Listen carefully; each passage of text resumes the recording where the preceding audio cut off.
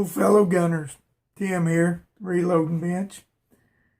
Going to be loading some more 38 specials with the 130 grain hollow point and the 135 grain round flat nose. We haven't used the clay dot behind this bullet in the 38 special yet, so that's what we'll be doing. We're going to start with 9.2 and go up 0.2 grain intervals till we get to 3.7. That will be our max charge.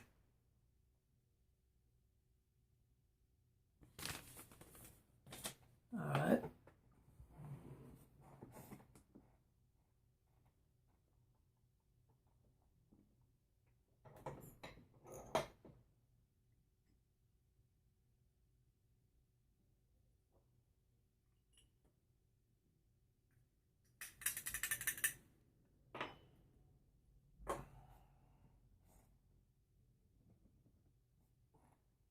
I've already got my seating die set.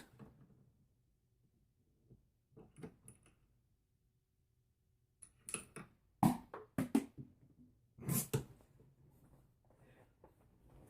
be back.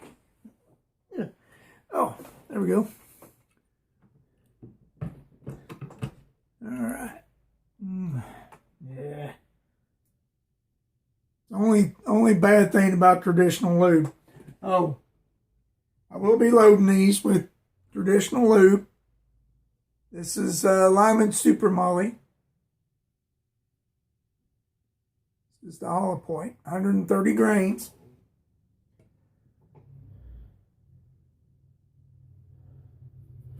Yeah, I can't get all the lube off of it, but that's what it looks like.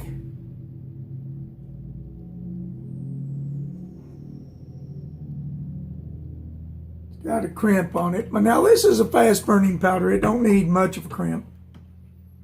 I know a lot of you going, oh, I like crimping them. It's okay. It's a fast burning powder. That's what it looks like. All right.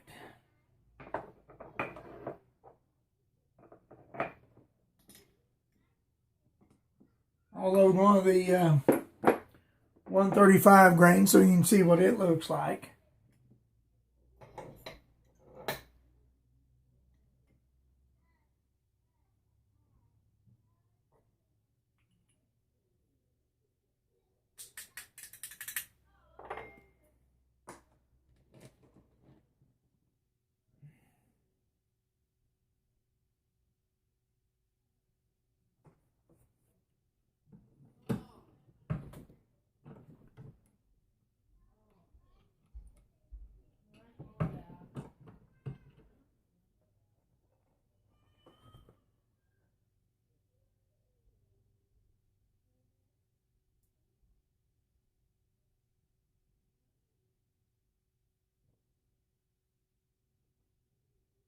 And here's what the flat point looks like.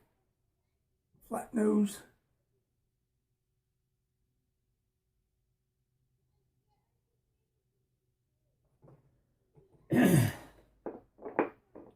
I'll be loading 5 for each load. Pretty much same as all my videos. I need to do something exciting to break these up, but that's pretty much what there is to reloading. After a period of time, you've pretty much seen it. But I'll get these loaded. I'll get down to the range and get the results. And seems like there was something else I was going to cover. Oh well. That's pretty much it. I'm going to have 5 loads and 5 cartridges per load. And I'll see you at the range. All right, guys, we're back at the bench. You guys are going to love this. Okay, so last night I made this video the first time. The first part of this, the first 4 minutes and some odd seconds, I recorded about 5 months ago. So knowing that this was on here, and I had the box of ammunition in my range bag and shot it the last time I was at the range and got footage at the range. And but in the meanwhile, forgetting what I had loaded, I looked in my journal and noticed that there was 10 slots in there, like I always put for my box of bullets, cartridges, and decided that's what the loadings were. So here I'm explaining at the range what I'm doing, what I'm shooting. Get home with the target. Now I'm explaining, I've already wrote on the target what I'm thinking's in the journals, what these loadings are. And I edit my film. I get it all nice and cut and where I want it. Go to review it. And my powder in the first clip is not what I'm thinking it is in the second clip. So I had to make the whole video all over again. All right. Now, okay, here we go. Okay, so you've seen in the first of the clip what powder I'm using. I'm using claydot. And here we go again. All right. Here's target number 1. Now this is with the 130 grain NOE hollow point.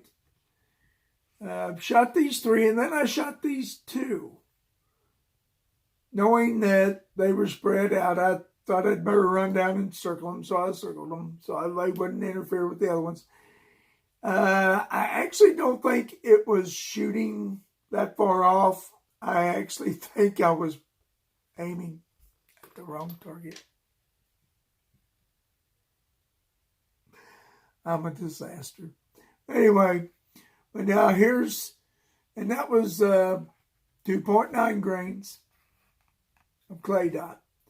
And then 3.1 grains. I had a pretty good group going. And then, of course, had a WTF. What the flyer. And then 3.3 went to poo-poo again. Which could be me, because these 4 ain't too far off. And then got 1 that's just... And then 3.5, which is not too bad. Now this is at 12 yards. And since I announced all the powder while I was shooting, don't have any shooting clip because of that. Then here's the best one.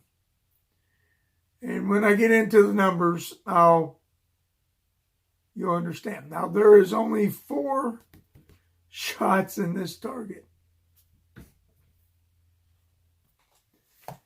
And the reasoning behind 4 holes in the target. And I was working on a good group here too, guys. I was working on a good one. I hit my little wire thing that goes in my chronograph.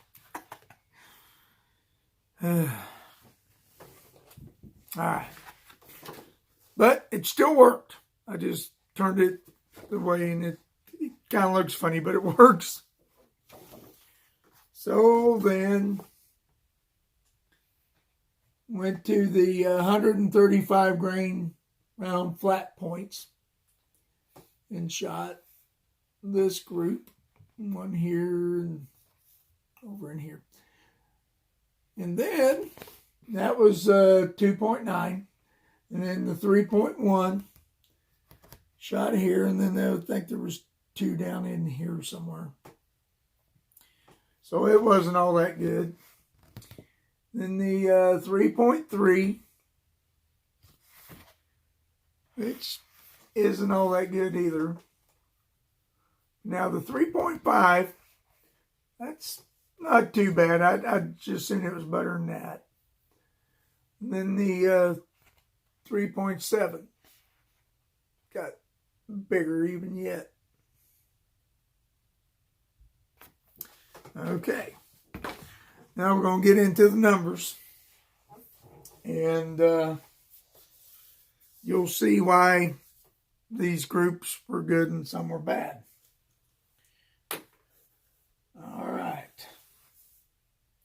Now this is shot out of the 971 Rossi. And if anybody's been following, you know I've been having some consistency problems and some very extreme spreads. These spreads are not as extreme as what I have been having. Okay. Now the got the 130 grain hollow point. All this is traditional. It's not powder coated. With 2.9 grains of claydot. I got a extreme spread of 96 and an average of 640. Okay, with the 3.1 grains of claydot, I got an average velocity of 656 and an extreme spread of 140.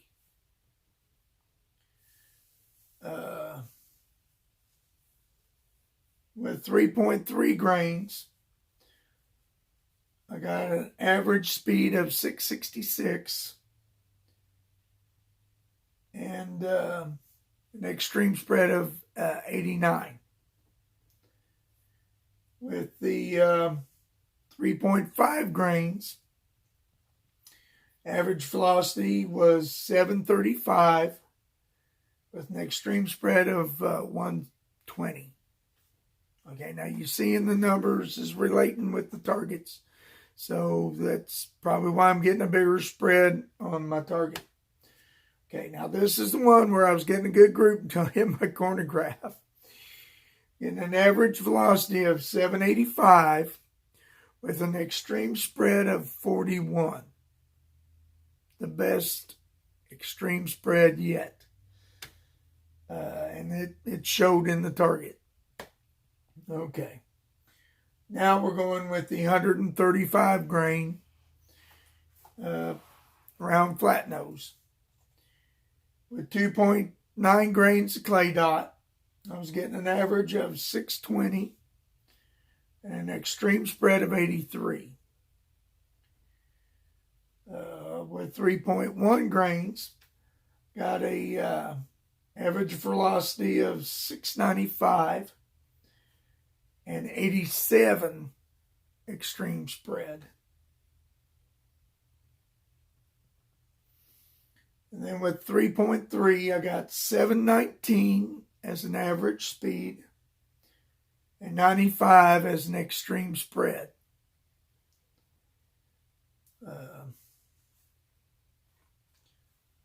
3.5 grains. Now this is with the 135 grain round flat point.